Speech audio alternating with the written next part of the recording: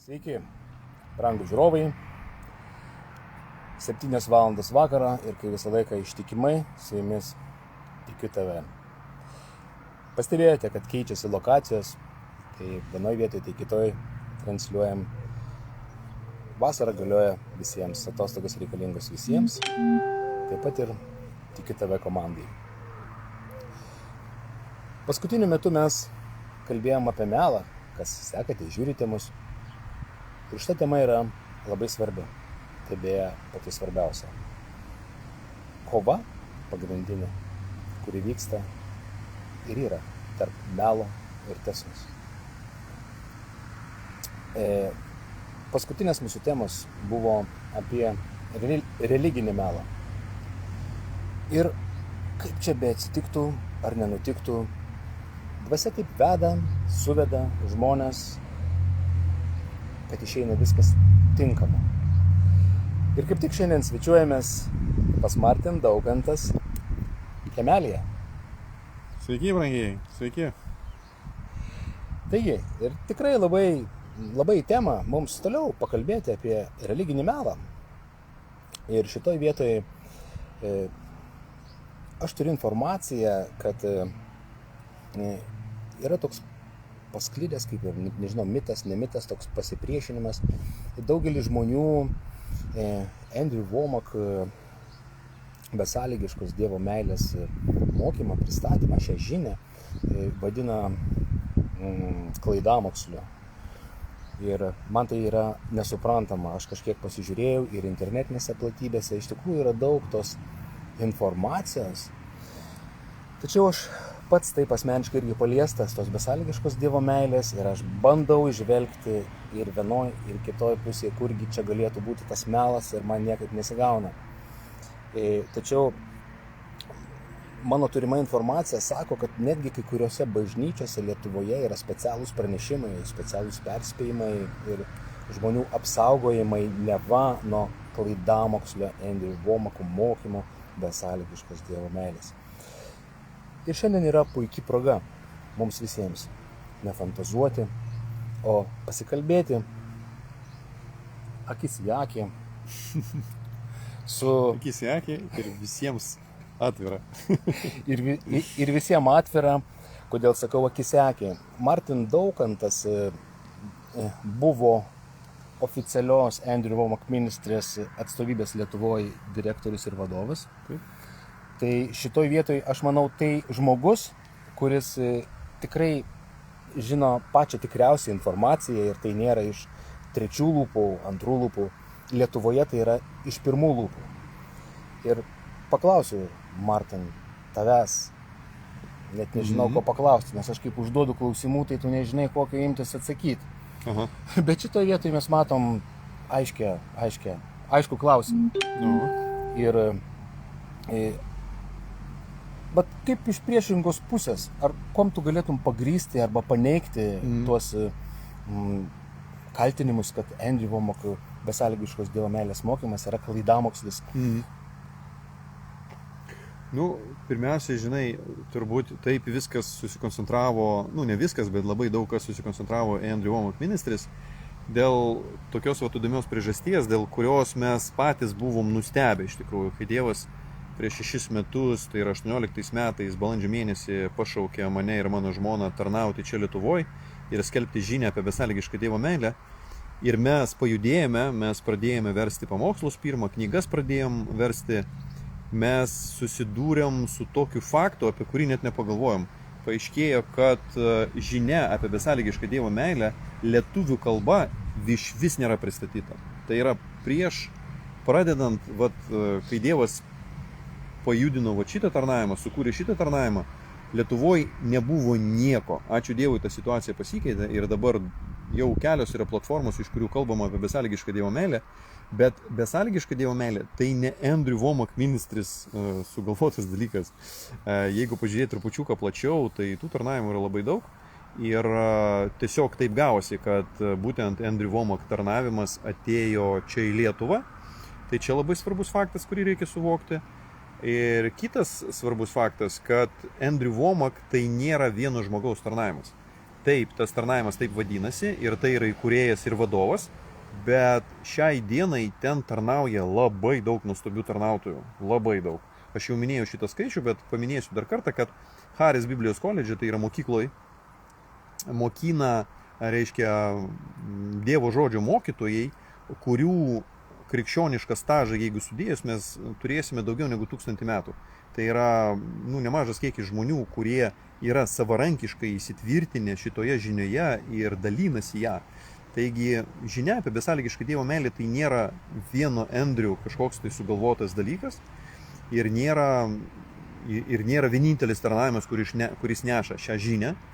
Va, be to šiai dienai gaunasi taip, kad kaip Marius paminėjo, 2 metus mes buvom oficialūs atstovai Andrew Wommack Ministries, bet Dievas išlaikė šitos santykius. Ir šiais metais aš irgi buvau Kolorado ir bendravau su vadovais, asmeniškai gyvenau pas juos namuose, mes toliau bendraujam, draugaujam, bet Dievas veda į savarankišką tarnavimą, tai yra maloni banga. Ir šitas tarnavimas taip pat neša žinią apie besąlygišką Dievo meilę, bet ne dėl to, kad čia Andrew Wommack, bet dėl to, kad čia Jėzus Kristus. Jėzus Kristus, kuris vakar, šiandien ir per amžius yra tas pats. Čia yra Jėzus Kristus, kuris mirė už tave ir už mane, kad mūsų nuodėmės būtų atleistos vieną kartą visiems laikams. Ne kažkokiam laikotarpiui, ne tik tai kažkoks tai kiekis, o po to vėl kažkaip tvarkykis, bet Dievas sprendžia viską radikaliai. Jis vieną kartą paėmė ir sukūrė visą žemę, vieną kartą paėmė ir sukūrė visą žmoniją, vieną kartą paėmė ir išpirko visas nuodėmes. Ir vieną kartą jisai ateis ir viskas, ir bus šio žaidimo pabaiga. Ir kas neapsisprendė, liks už borto, kaip sakant, o kas yra su viešpačiu, keliaus toliau. Tai trumpai galėčiau tai pasakyti. Va, o jeigu galiu pratesti, tai man kas liečia tuos apginti šią žinią, tai man žinai, kaip noriu pasakyti, kad aš nesiruošiu ginti Dievo. Taip, buvo mano gyvenime tokie bandymai ir netgi kažkiek buvau užsižaidęs ginti Dievą, bet Dievas sako, nepavargai, vaikeli. Sakau, pavargau, žinok, žiauriai kažkaip visi spardosi, stumdosi, spjaudosi. Man taip sunku, viešpate, kaip čia tai padėk. Tai Dievas sako, tai tu atsipalaiduok, čia aš tavo gynėjas, ne tu mano gynėjas. Čia aš tavo ganytojas, ne tu mano ganytojas. Čia aš tavo aprūpintojas, ne tu mano aprūpintojas. Tai supraskite teisingai, aš nesiruošiu ginti, nes Dievas gina. Dievas daro savo jėgom tos dalykus. Ir jis pasakė labai paprastą formulę mums visiems. Dievas nesakė, kad jūs įsigilinkite jų teologiją ir toj teologijoje jūs suprasit, kad čia yra melas. Dievas, Jėzus asmeniškai, Jėzus žodžiai, jis sako, jūs pažinsite jos pagal jų vaisius. Vaisiai, žiūrėkime vaisius, brangiai. Mes galim tom replikom, citatom iš rašto, ypač ištrauktom iš konteksto, galim mėtytis visą gyvenimą ir velnias to ir nori. Bet Jėzus mums duoda labai paprastą, aišku, kiekvienam žmogui prieinamą receptą. Pažiūrėkite į vaisius. Ir šiai dienai, brangiai, per šį tarnavimą išlaisvinta yra jau nemažas kiekis žmonių iš religinių pančių. Išlaisvinta tiesiog žmonių gyvenimai atsistato, šeimos atsistato, finansinė būklė atsistato svarbiausias santykis su viešpačiu. O per tai atsistato daug kitų dalykų. Tai va, tai aš pasakyčiau, kad žiūrėkime vaisius. Užteks pyktis, užteks kažkaip kaltinti vienas kitą. Žiūrėkime vaisius ir pagal tai mes suprasim labai daug. Kaip tau atrodo? Man atrodo, kad taip ir yra. Iš tikrųjų, tai todėl aš ir sakau, kad nesuprantu, kur čia klaida tame mokyme yra, nes aš irgi turiu vaisius. Nes iki to pažinimo aš buvau toks slidininkas priklausomybės sferoje. Aš turėjau priklausomybę, niekaip negalėjau jos atsikratyti, kad ir kiek aš vaikščiojau į bažnyčias, kad ir ko aš nedariau, tas mano nuosavas teisumas ir mano nuosavos pastangos man nieko nedavė. Ir aš esu liudininkas būtent irgi tos pačios žinios.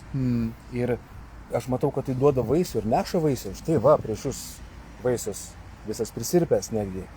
Tai ir aš toksai pat visiškai vaisius ir apie sveikatą kalbant, ir apie sielos būseną, aš toliau einu šitą kelią ir galiu pasakyti, kad Dievas išlaisvina, kad kokia beprotystė bevyktų aplinkui, Dievas padaro taip, kad jisai išlaisvina, jeigu mes pasitikime jo, jeigu mes einam paskui jį.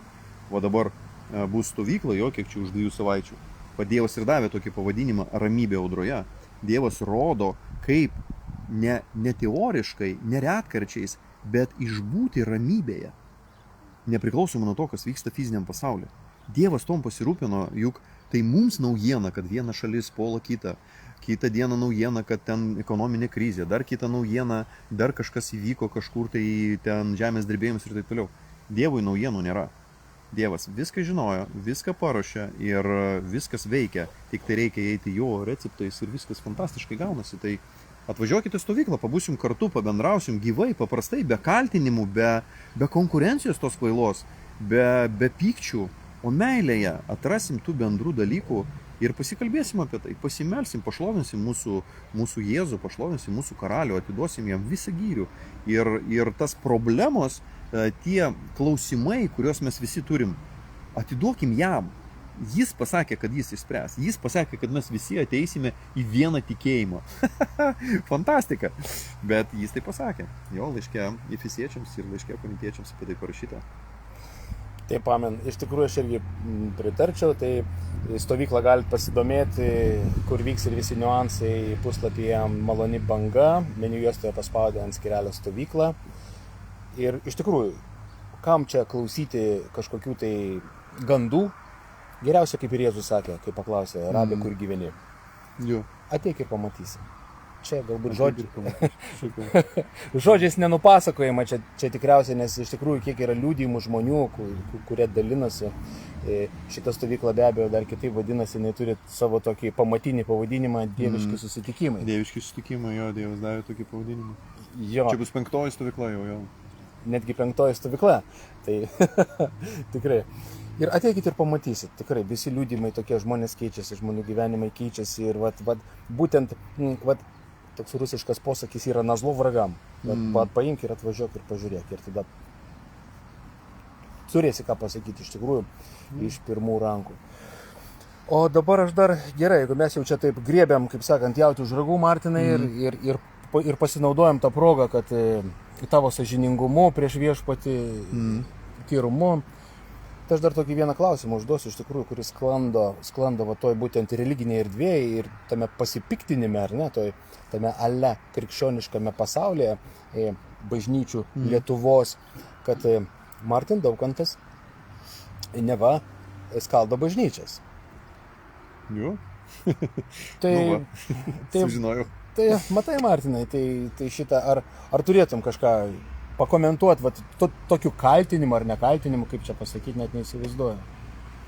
Žinot, man norisi dar tokį niuansą vieną pasakyti tiems, kurie demonizuoja, reiškia, tarnavimą Andrew Wommack Ministries ir kitus tarnavimus, kurie neša žinią apie besąlygišką Dievo meilę, kad ar mąstėt apie tai ar ne, bet pažiūrėkit, gaunasi, kad pas tos žmonės velnias yra labai labai galingas.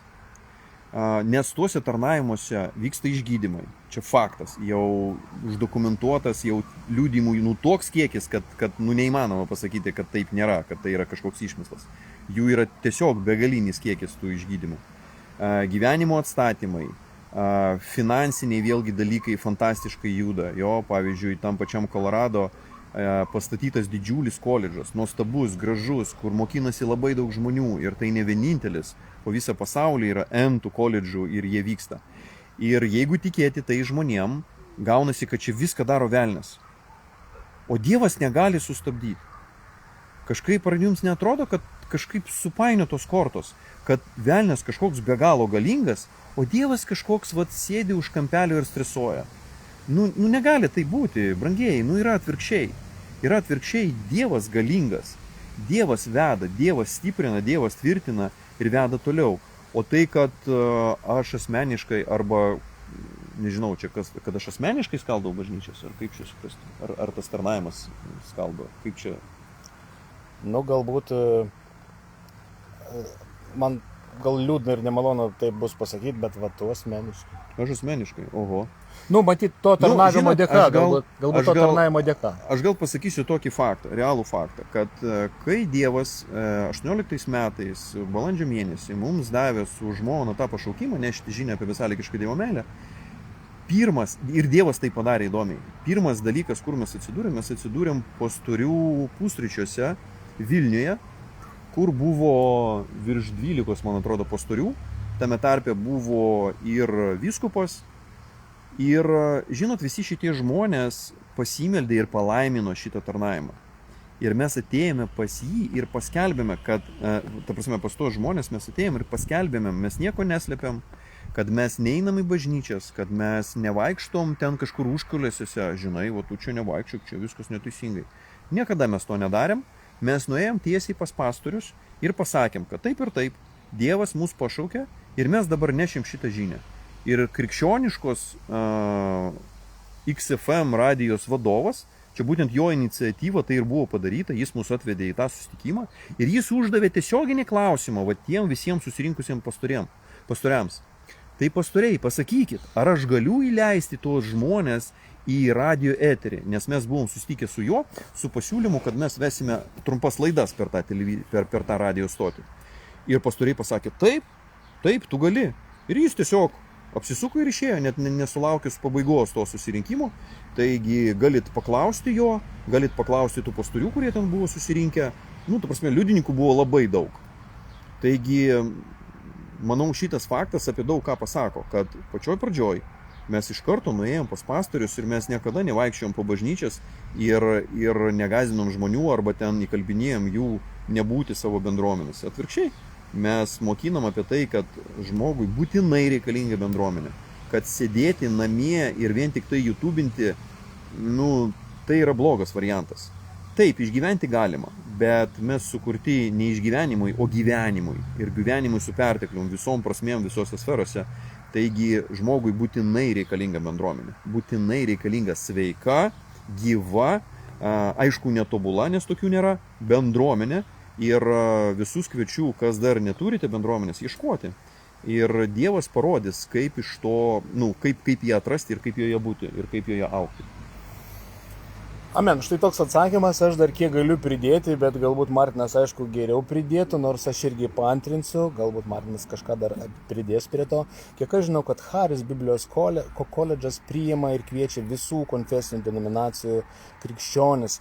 Ir yra tarnavimai, kurie būtent važinėja per visas bendruomenės ir iš tikrųjų niekas nieko neskaldo, o atvirkščiai nori, kad jos būtų sveikos, pilnavertiškos, judėtų, kad veiktų Dievo jėga, kad vyktų Dievo planas.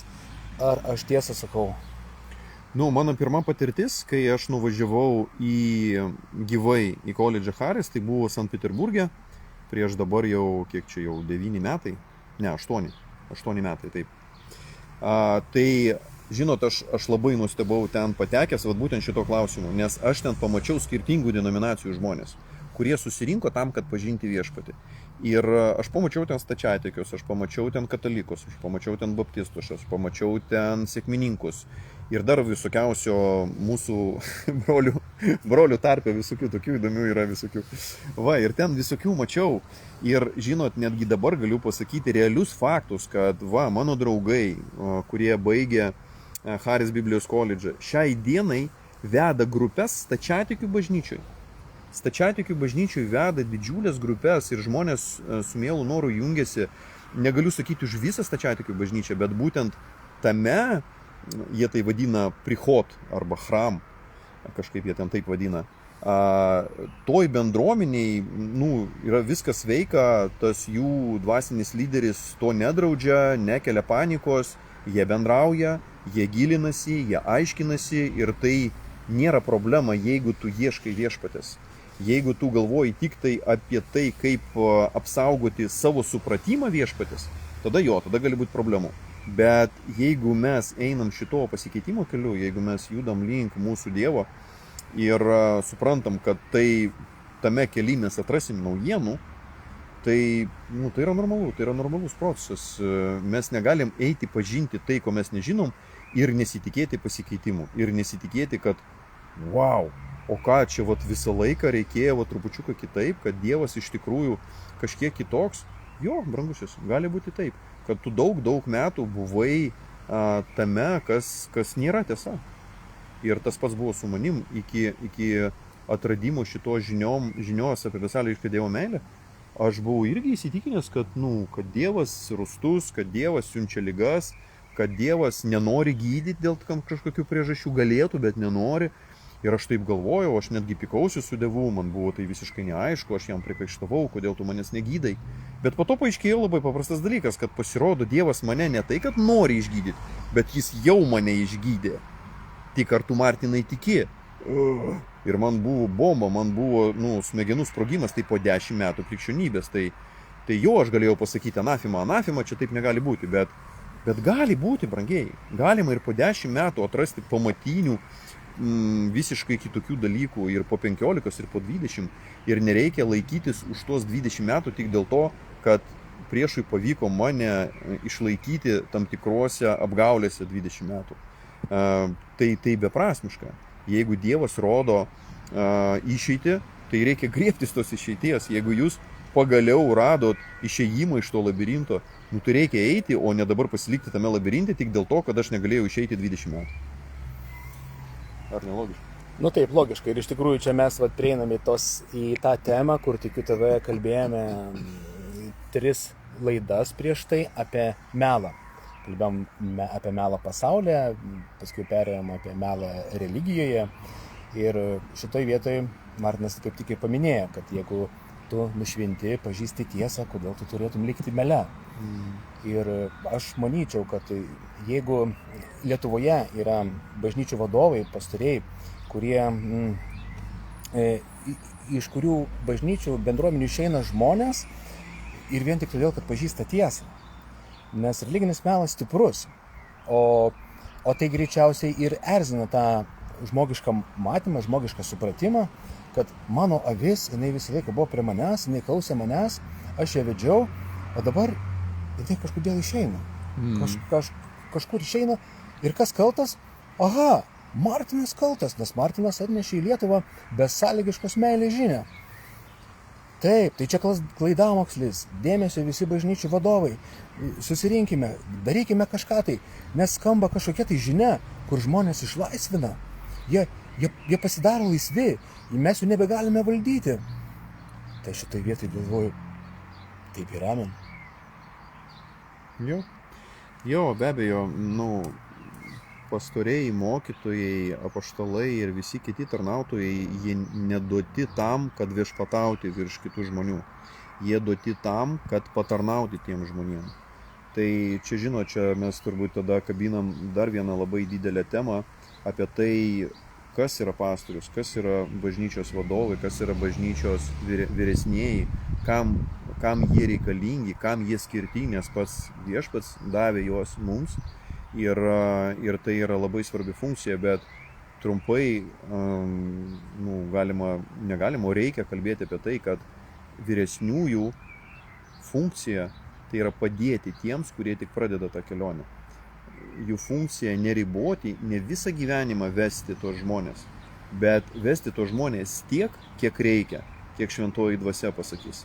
Ir kada šventoji dvasia sako paleisk, tai tada paleisti su palaiminimu, su padrasinimu, su pastiprinimu, galbūt dar su pagalba, o ne laikyti visą gyvenimą tą žmogų savo bendruomeniai vien tik tai dėl tos priežasties, kad tas žmogus čia išsigelbėjo. Tai ne priežastis. Jeigu per jūsų bendruomenę kažkas išsigelbėjo, tai šlovinkit viešpatį. Jeigu jūs galit padėti tam žmogui atsistoti ant kojų, supažindinti jį su viešpačiu, sustiprinti jį ir paleisti į tą vedimą šventosios dvasios, tai čia garbė. Čia ir turėtų būti pagrindinė funkcija visų vyresniųjų, o ne tam, kad vieną kartą pririšti ir viskas, ir negalima paleisti, o jeigu tą avelę tiesiog nupjauna tą virvę ir kažkur tai pabėga, tai ten dar jai į nugarą ten prakikimus visokius siunčia. Jokių būdų žmonės juda, bažnyčios skirtingos ir tai yra nuostabu, yra skirtingi augimo etapai. Žinot, tai šitoj vietoj galima palyginti su treneriais sporte. Va dabar mes turbūt daug kas žiūrim Europos čempionatą, tai yra toksai, gan didelis turnyras, kurį labai daug žmonių žiūri, bet nesvarbu, čia ne apie futbolą, čia apie trenerius, kad jeigu jūs kažkada sportavot arba vedė savo vaikus, jūs žinot, kad yra treneriai, kurie dirba su mažais vaikais. Yra treneriai, kurie dirba su paaugliais. Yra treneriai, kurie dirba jau su pažengusiais. Ir yra treneriai, kurie ten jau treniruoja žvaigždės vadinamas, tos, kurie ten ypatingai apdovanoti, ypatingai išvystė savo talentus. Ir treneriai irgi skirtingi. Tai tam tikra prasme, aš nesakau, kad čia yra visiškai tas pats, bet tam tikra prasme yra ir bažnyčių pašaukimai kiti. Ir tų bažnyčių vadovų dovanos yra kitos. Kažkas daugiau sielovadą užsiima, kažkas daugiau evangelizacijoje, kažkas daugiau moka patarnauti šeimoms, kažkas būtent su vaikais puikiai dirba daugiau.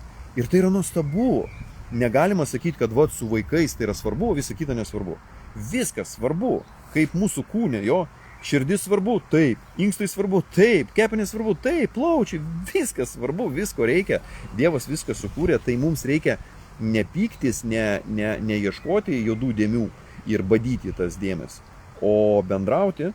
Jeigu mūsų Lietuvos lyderiai tiesiog bendrautų nuoširdžiai, ne vien tik tai šypsotis į kamerą, arba susitikus vien su kitu, o paskui ten visokios apkalbėjimai prasideda.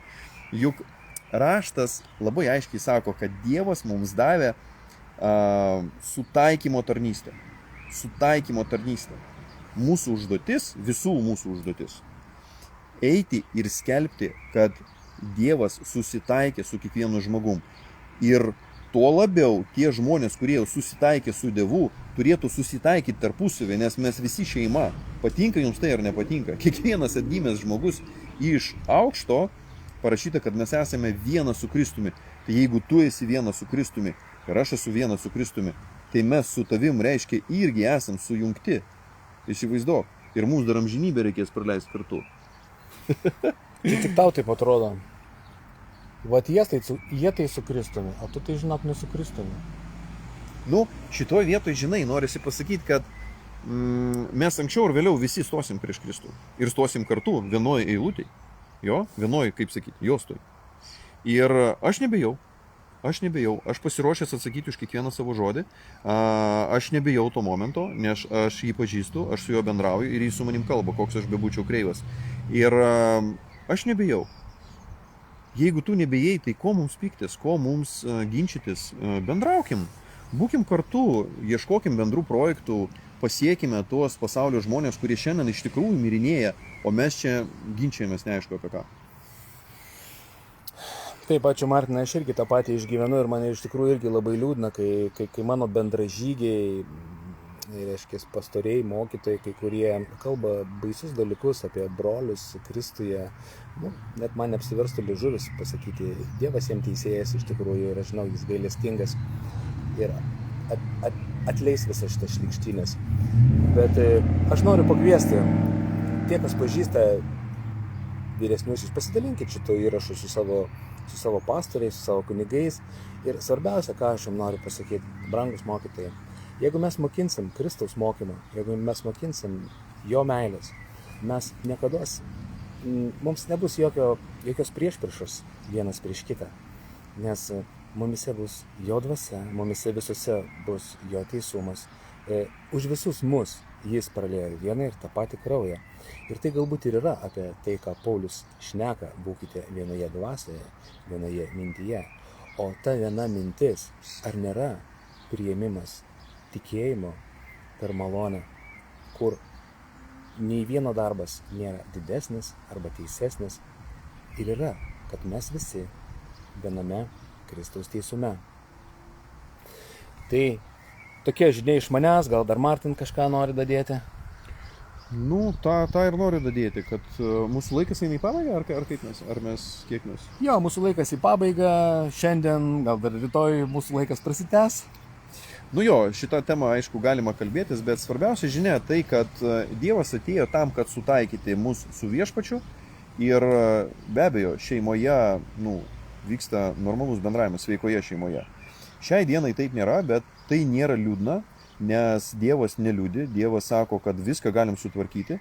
Taigi, ką mes šiandien galim sutvarkyti? Nereikia tvarkyti globalių dalykų. Apsižiūrėkime aplinkui. Su kom aš galiu susitaikyti? Pagaliau nepradėti ginčo, ar aš galiu kažkam tai atleisti, ar aš galiu galbūt įsigilinti, jeigu tai iš tikrųjų tau svarbu ir tave tai kabina, tai gal kaip tik šventoji dvasia tau bando kažką parodyti. Jeigu tave erzina šitas Andrew vardas arba šita žinia, tu kažkaip pergyveni, tu kažkaip neramiai reaguoji, tai pasigilink. Gali būti, kad Dievas tiesiog tave taip kviečia, tiesiog rodo tau, kad tu nebūtum, kaip sakyti, kad tau nebūtų tas pats. Kad Dievas tave sudomino. Ir tai galbūt būtent tam, kad pakeisti tavo gyvenimą, jeigu tavo gyvenime yra neišsprendžiamų dalykų. Dievas nori juos išspręsti. Dievas nenori, kad tu su jais gyventum. Dievas nori šiandien spręsti tos klausimus, kas tai bebūtų. Ar tai būtų sveikata, ar tai būtų finansai, ar tai būtų šeimos problemos. Dievas galingas viską tai išspręsti. Dievas nori tai padaryti tavo gyvenime. Dievas sumokėjo visas kainas, kurias reikėjo sumokėti, kad tave atstatyti. Tai bėkime visi pas jį ir jis tai padarys iš tikrųjų. Amen. Aš tam pritariu, tikiu tave, tai ir skelbėme, tai ir dirbame tam. Tikiu tave, iš tikrųjų skelbėme ne save. Jeigu jūs matėte arba dar pirmą kartą įsijungėte, pasižiūrėkite prieš tai buvusias laidas, jūs pamatysite, kokioje dvasioje eina pokalbis, eina pulsas. Ir tikslas, iš tikrųjų, tikiu tave, mano tikslas yra, kad nebūtų tų kažkokių susiskaldimų, kad mes neieškotume broliai Kristuje, Kristaus mokiniai teisių ir neteisių, o kad prieitume prie tos vienos dvasios iš tikrųjų, kad mes nusimestume tą kūniškumą, kur atėję į bažnyčias radome jį iš protėvių, tą teisumą doktrininį, mes manom taip, o mes manom kitaip, o mes manom šitaip. Kas čia yra? Čia yra kūniškumas, žmogaus patirtis, interpretacija žmogiška. Kur tai yra dvasia? Kur yra tai yra Dievo pažadas? Kur yra Dievo žodžiai, kaip Dievas mano? Nu ir dar į pabaigą noriu pakviesti visus į stovyklą. Už kelių savaičių prasidės stovykla Dieviški sutikimai. 5. stovykla, nuostabi stovykla. Pažiūrėkit liudijimus, jeigu galvojat, kad aš čia kažką sugalvojau, tai pažiūrėkit žmonių liudijimus. Ačiū Dievui, ačiū Marijui už pagalbą ir kitų žmonių pagalbą, ką mes galim tai įrašyti. Ir jeigu jūs užeisit malonybanga.lt arba užeisit į Malonios bangos YouTube puslapį, jūs pamatysit daug liudijimų, paklausykit. Nejaugi tai netiesa, tiek daug žmonių liudija nuostabius pergyvenimus, nuostabias pergalės apreiškimus. Atvažiuokit, bendrausim, ilsėsimės, kalbėsimės, melsimės ir šventoji dvasia visiems sudėlios tos dalykus.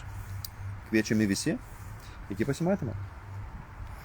Taigi, ačiū Martin, kad sutikai padalyvauti šiandien. Tikrai sakyčiau, kad Martin brolis drąsus, kai gali taip akis į akį, taip nuoširdžiai pasakyti savo nuomonę, nevyniodamas į vatą. Aleliuja, aleliuja. Aš džiaugiuosi pažinodamas tokį brolį, taip turėdamas tokį draugą. Žinot, eičiau su Martinu žvalgybą. Aleliuja. O mes susitikime su jumis rytoj, 7 valandą. Toliau tęskime mūsų pažinimą, mūsų artėjimą vienas kito, mūsų šviesos priėmimą ir melo atpažinimą. Kiek savo širdise asmeniškai, tiek pasaulyje, kur gyvename. Sudiev. Sudiev, su viešpačiu.